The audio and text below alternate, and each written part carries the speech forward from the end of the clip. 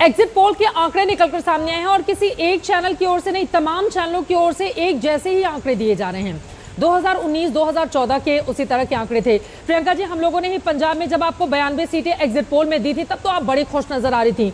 अब जब लोकसभा के रिजल्ट बताए जा रहे हैं बीजेपी एनडीए के फेवर में, तो उसको लेकर ईवीएम पर पहले ही सवाल खड़े कर दो कि वहां पर पारदर्शिता नहीं है। आपने एग्जिट पोल की बात की तो संदेह क्यों नहीं उठेगा, क्योंकि आपके एग्जिट पोल्स उत्तराखंड में जहां सिर्फ 5 सीटें हैं, वहां 6 सीटों पे भाजपा को जिता रहे हैं।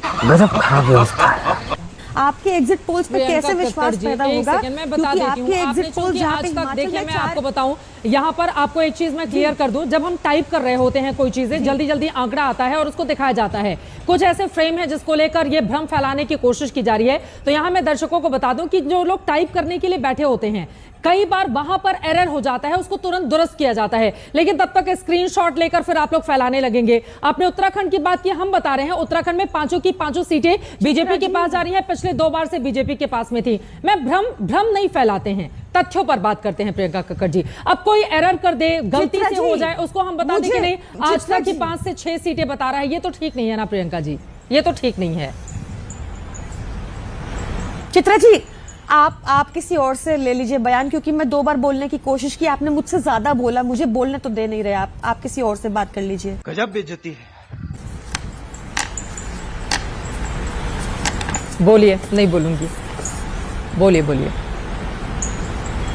नहीं, 2 बार हो गया चित्रा जी, 2 बार हो गया, आप मेरी बात पूरी नहीं होने देते। आप बिल्कुल बीजेपी के स्पोक्सपर्सन बन जाते हो। क्या बात, ये बात है। एक सेकंड, आप मेरी बात कक्कड़ जी, मैं आज तक के एग्जिट पोल के साथ ही रहूंगी। यहाँ पर ये आरोप लगाना कि बीजेपी का कोई स्पोक्स पर्सन, ये कहना बहुत आसान होता है। जब इन पत्रकारों को झुकने के लिए कहा गया तो वो रेंगने लगे थे।